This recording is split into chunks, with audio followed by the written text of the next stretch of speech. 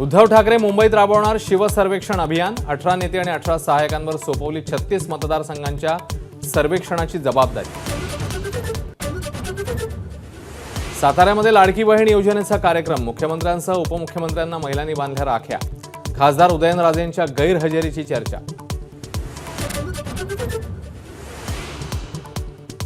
पात्र महिलांना लाभ घेता यावा यासाठी लाडकी बहीण योजनेच्या मुदतीची अट काढा। काँग्रेस नेते पृथ्वीराज चव्हाणांची मुख्यमंत्र्यांकडे मागणी।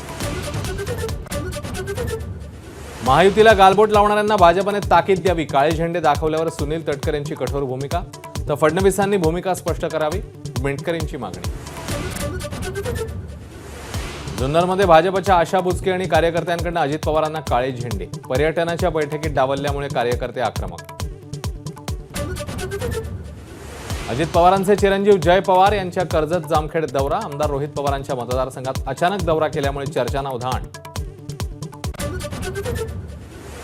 महाविकास आघाडीला 175 ते 180 जागा मिळतील, संजय राऊतांनी वर्तवला अंदाज। राष्ट्रवादी आणि शिवसेना सोडून गेलेले अनेक जण परतण्यासाठी इच्छुक असल्याचा केला दावा। मराठ्यांनी आरक्षण का मागावं, संभाजी भिडे यांचा सवाल। मराठ्यांनी देश चालवायचा सोडून आरक्षण मागत असल्याचंही वक्तव्य। माझाच्या बातमीनंतर पैलवान विजय डोईफोडेच्या उपचारासाठी देवेंद्र फडणवीस सरसावले। आता रुबी क्लिनिकमध्ये उपचार। उपमुख्यमंत्री सहायता निधीतून होणार उपचारांचा खर्च। उद्या दिवसभर कधीही बांधा राखी। रक्षाबंधनाला भद्राकाळ वर्ज्य नसल्याचं पंचांगकर्ते मोहन दाते यांचं स्पष्टीकरण। त्र्यंबकेश्वर मंदिरात भाविकांची अलोट गर्दी। श्रावण महिना आणि 3 सलगच्या सुट्ट्यांमुळे भाविकांनी दर्शनासाठी लावल्या रांगा।